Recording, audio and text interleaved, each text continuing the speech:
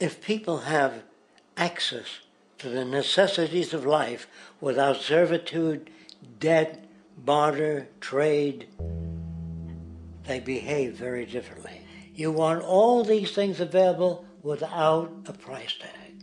Now then, you gotta have a price tag. Well, what'll motivate people?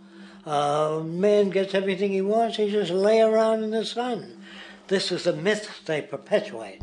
People in our culture are trained to believe that the monetary system produces incentive. If they have access to things, why should they want to do anything? They will lose their incentive. That's what you're taught to support the monetary system. When you take money out of the scenario, there would be different incentives, very different incentives. When people have access to the necessities of life, their incentives change. What about the moon and the stars? New incentives arise. If you make a painting that you enjoy, you will enjoy giving it to other people, not selling it.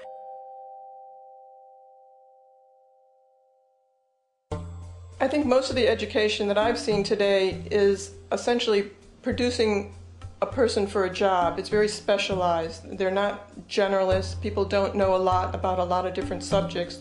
I don't think you could get people to go to war if they knew a lot about a lot of things. I think education is mostly rote, and they're not taught how to solve problems. They're not given the tools, emotionally or within their own field, of how to do critical thinking.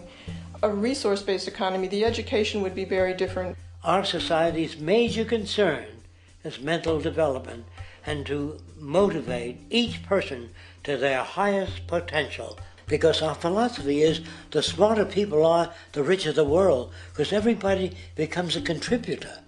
The smarter your kids are, the better my life will be, because they'll be contributing more constructively to the environment and to my life, because everything that we devise within a resource-based economy would be applied to society. There would be nothing to hold it back. Patriotism, weapons, armies, navies, all that is a sign that we're not civilized yet. Kids will ask their parents, "Didn't you see the necessity of the machines? Dad, couldn't you see that war was inevitable when you produce scarcity? Isn't it obvious?" Of course the kid will understand that you were pinheads, raised merely to serve the established institutions. We're such an abominable, sick society that we won't make the history book. They just say that large nations took land from smaller nations, used force and violence. You'll get history talked about as corrupt behavior all the way along until the beginning of the civilized world. That's when all the nations work together. World unification, working toward common good for all human beings, and without anyone being subservient to anyone else. Without social stratification, whether it be technical elitism or any other kind of elitism, eradicated from the face of the earth. The state does nothing because there is no state. There is no state. The system I advocate, a resource-based global economy, is not perfect. It's just a lot better than what we have. We can never achieve perfection.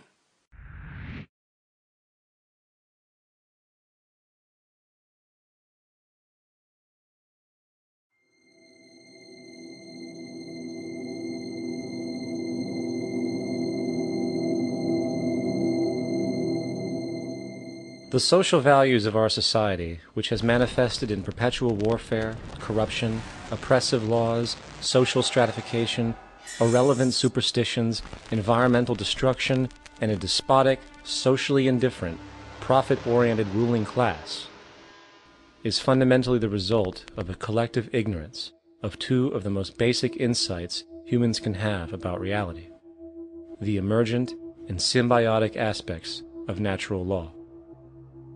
The emergent nature of reality is that all systems, whether it is knowledge, society, technology, philosophy, or any other creation, will, when uninhibited, undergo fluid, perpetual change.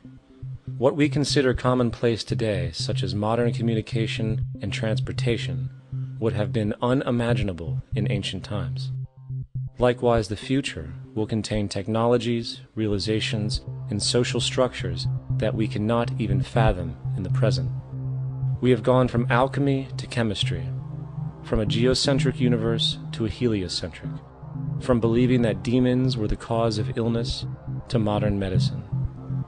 This development shows no sign of ending, and it is this awareness that aligns us and leads us on a continuous path to growth and progress.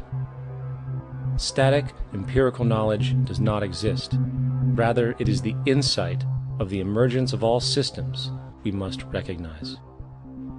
This means we must be open to new information at all times, even if it threatens our current belief system and hence identities. Sadly, society today has failed to recognize this, and the established institutions continue to paralyze growth by preserving outdated social structures. Simultaneously, the population suffers from a fear of change, for their conditioning assumes a static identity, and challenging one's belief system usually results in insult and apprehension, for being wrong is erroneously associated with failure, when, in fact, to be proven wrong should be celebrated, for it is elevating someone to a new level of understanding, furthering awareness. The fact is, there is no such thing as a smart human being, for it is merely a matter of time before their ideas are updated, changed, or eradicated. And this tendency to blindly hold on to a belief system, sheltering it from new, possibly transforming information, is nothing less than a form of intellectual materialism. The monetary system perpetuates this materialism not only by its self-preserving structures, but also through the countless number of people who have been conditioned into blindly and thoughtlessly upholding these structures, therefore becoming self-appointed guardians of the status quo. Sheep, which no longer need a sheepdog to control them, for they control each other by ostracizing those who step out of the norm.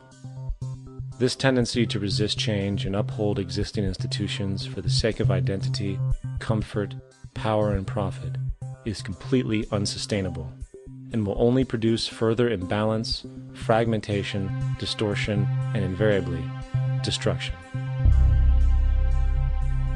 It's time to change. From hunters and gatherers to the agricultural revolution to the industrial revolution, the pattern is clear. It is time for a new social system which reflects the understandings we have today. The monetary system is a product of a period of time where scarcity was a reality. Now, with the age of technology, it is no longer relevant to society. Gone with the aberrant behavior it manifests. Likewise, dominant worldviews, such as theistic religion, operate with the same social irrelevancy. Islam, Christianity, Judaism, Hinduism, and all of the others exist as barriers to personal and social growth, for each group perpetuates a closed worldview, and this finite understanding that they acknowledge is simply not possible in an emergent universe.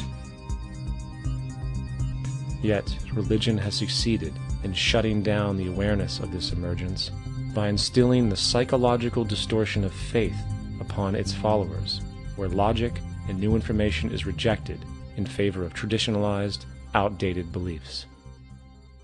The concept of God is really a method of accounting for the nature of things. In the early days, people didn't know enough about how things formed, how nature worked, so they invented their own little stories. And they made God in their own image. A guy that gets angry when people don't behave right. He creates floods and earthquakes. They say it's an act of God. A cursory glance at the suppressed history of religion reveals that even the foundational myths themselves are emergent culminations, developed through influence over time. For example, a cardinal doctrine of the Christian faith is the death and resurrection of Christ. This notion is so important